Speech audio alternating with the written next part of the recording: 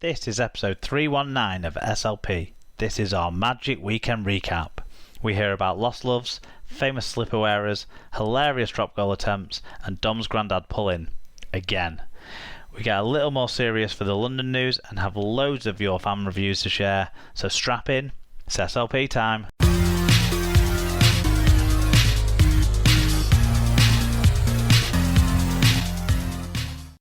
Hello listeners and welcome to episode 319 of the Super League pod. This will be the episode where we talk for more than 5 minutes about the last 5 minutes of the Catalan St Helens game. Good job there was nothing else to talk about. But you've got two veterans of this weekend's Magic Weekend in Mark and Sarah as your hosts this week. So welcome back, Scoops. Hi.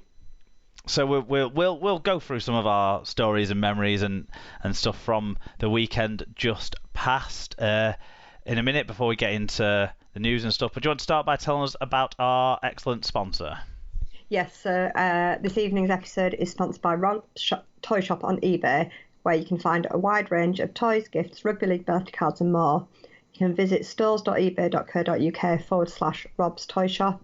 And on any orders over £5, you can earn 5% cash back, and 1% of your order value will go into the SLP coffers if you put SLP discount at the checkout.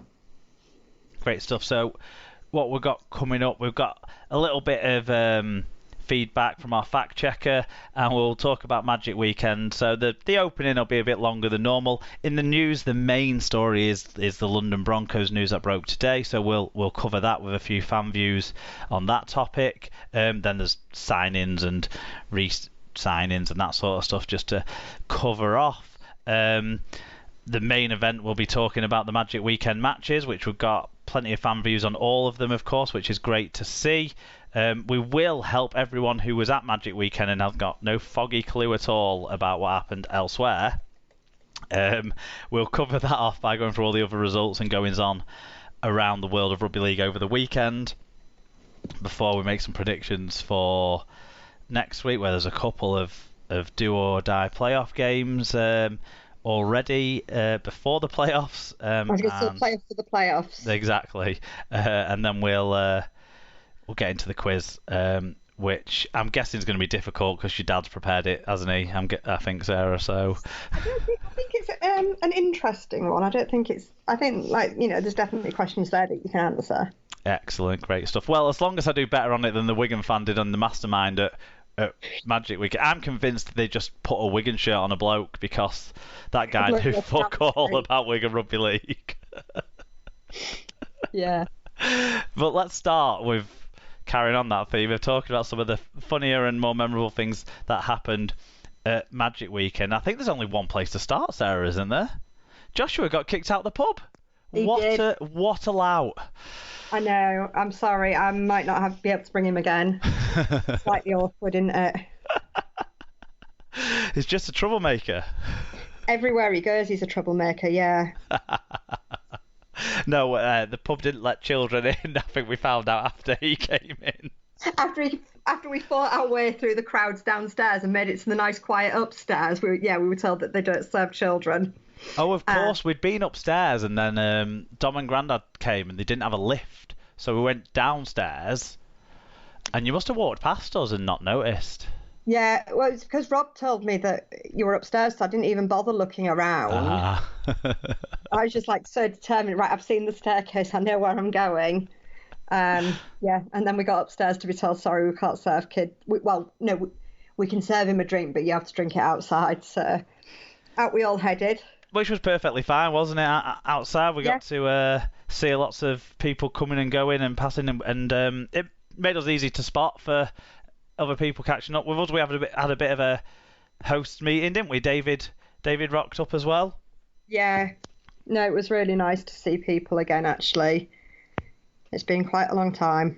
Yeah, as everyone that didn't already know about Joshua wearing a prop shirt got to enjoy looking at Joshua in a number 10 shirt and thinking how funny that was. Yeah. Then most of the stuff that happened was the stuff in the stadium and stuff like that. Did you have anything particularly stand out for you on the Saturday in the stadium? Any funny memories or nice people you met? There's a guy called Josh who I must mention, even if he is a Rovers fan.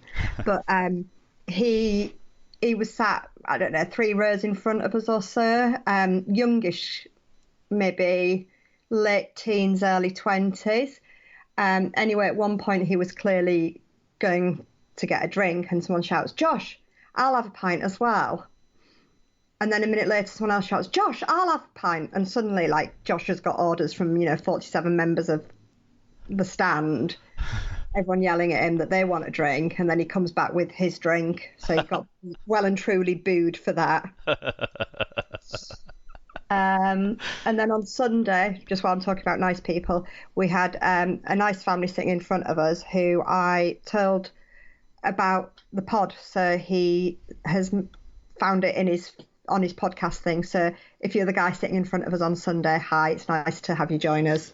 Yeah, well, actually, the bloke sat behind me on the Saturday. I was talking to about the podcast because he's a Wigan fan, but he lives in Eastbourne now. Right. So I said, well, it's perfect for you. You get to feel like you can talk to people about rugby league, even though you can't because there's no one around that watches it, sort of thing. But he was with one of his mates from down south. They were up. They were having a great time. I think his mate was a Cass fan, and then we had quite a bit of a Wigan and St Helens mix around us for most of the Saturday, actually, which made for enjoyable experience during the Catalans game, for certain. But yeah, some really nice people. And then afterwards, the drinkers, the loudmouths like me and Rob, we went. And Grandad John, of course, Dom's granddad. We went back to Rosie's on in Chinatown, just on the corner, to sort of make as a handy meeting point, and it turned out to be a handy meeting point for more than the normal reasons as well. I don't know if you caught wind of this story, but power couple Tom and Paige came and met up with us, and they. A guy came over and like gave Paige a hug and was chatting and was like, "Oh, it's been ages since I've seen you. How you doing?" A whole FC fan. And it turned out that it was a guy who went out with Paige when they were about 15, 16, 17, something like that. So obviously we got a lot of mileage out of the one that got away and Paige's real love and all of those. So I think that person might be the guy that sits in front of us at the MKM. I've got no photographic evidence for this, but I'm fairly certain I found out that they were mutual friends on Facebook, and when I said something, he was like, "Oh yeah, we used to go out." Oh, it might just be another one. It might be. She might have worked her way through all the Hull FC fans that she had to end up with a Rovers fan. Yeah. There was a few. I don't know if you remember when you met us in the morning. Rob was halfway kind of trying to tell us a story of some, let's say, friend of his from Catalan away trips, but he couldn't quite tell the story in front of Joshua. But we got the full uncut version later on. We also, just after closing time of Rosie's, which closed quite early, I think 11. I don't know. Some of the Skylot walked past, so Jenna and John Wells, and they were walking past, and we asked John Wells for a picture. Even they couldn't get in because it was short, so we asked John Wells for a picture. And after the picture, I said, "Oh, thanks, John. I think it's great that you've decided to just focus on the punditry. I think you're a really good pundit." And he goes, "Oh, thanks." And then about 5 paces away, he turned back and goes, "Hold on. Does that mean you're saying I was shit at the other job?" And shortly after that, Lee Crooks walked up to go in, and everyone, Liam said, everyone else that had walked up to go past us, because we were stood outside whilst Grandad John was pulling all the girls, and everyone else that was walking up and sort of having a look were saying, "Oh no guys, they've done last orders," sort of thing too. But then Lee Crooks walks up and Liam says, "No, we're not telling him. Let him get to the door." So he walks past up to the door, which is just behind Liam, and then Liam thought it was hilarious. He loved that all weekend. What, a rugby camp last week run by Lee Crooks. did you get a pint then? No. Just like Saturday night then. Yep.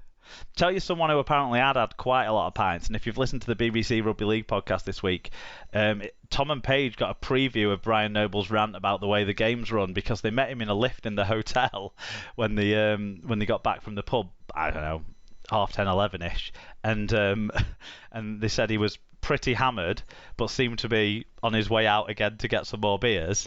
And then they saw him at breakfast the next morning in his slippers. Love it. So that there are celebrity spotting stories, I think, from the weekend. And of course we sort of segued into this by talking about the Wigan fan who was god awful at the halftime mastermind quizzes that they were doing throughout the weekend. But Huddersfield fan Mark, good old Wilco, he smashed it. He was so he went into his one.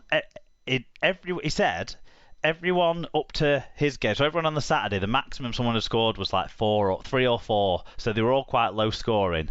Yeah. And he got into his one, and the Wakey fan went first and got 6, and he thought, I'd have to get the guy who does the best so far.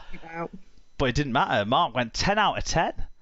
That's some going, Mark. Well done. Yeah, he absolutely smashed it. And did you see the tweet he sent after he crudely photoshopped the Wigan Warrington scoreboard from the big screen to say Wigan 6, me 10, and he said he outscored Wigan, which absolutely he did, both in the quiz and in terms of points. Yeah, so great. That was great stuff, and I guess a great way to bookend that the sort of stories from the weekend.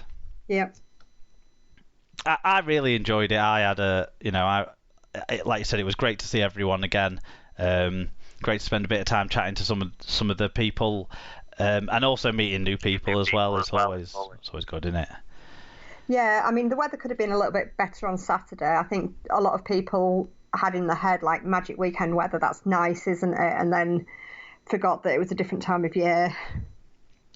Well, you wouldn't know on the Sunday though. I think I probably got a bit of sunburn.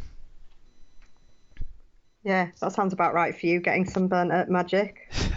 pretty, especially the Newcastle one when you're in that stand and you sort of feel like you're under shade because it's quite dark within the stand, but actually you're getting full force of the sun on you. Shall we cover off a couple of themes around Magic whilst we're on it? What did you make of the timing of it this year? It's kind of by accident, but do you think it worked quite well? Because it meant more games mattered, didn't it? It's a weird one. Yes and no. Yes, games mattered in more, but I do like it in May, sorry. I kind of think we're going to have to come to terms with it not being in May, aren't we, with the cup final moving? Yeah. So I'm really, I'm a bit undecided about it. Yeah, whether it should be maybe late June or in July or something, or is it better to have it when it doesn't mean as much and teams know that they've got time to still come back or whatever? Yeah, I wonder if because the crowd at just over 60,000 and something, around about 35 on the first day and around about 25 on the second day, the crowd figures were, I think, at the top end of expectations and hopes of the Super League, and I think part of that might be because fans might have thought, it's a bit more of a you don't want to miss out on an important match kind of thing, as well as you don't want to miss out on the atmosphere in the weekend and stuff and that sort of stuff. And I guess coming this late in the season rather than when fans could just get back in, I mean, there wasn't as many restrictions. There wasn't really any restrictions, and most people would be double vaccinated anyway, so you wouldn't be as worried and concerned about it and that sort of stuff. So I certainly think that helped to make the carnival atmosphere of the weekend really power through. I kind of want it to be when it's sunnier, in a way, or like more of a event in its own. But and also, is it too too close now to the grand final that neutrals might not go to the grand final, but then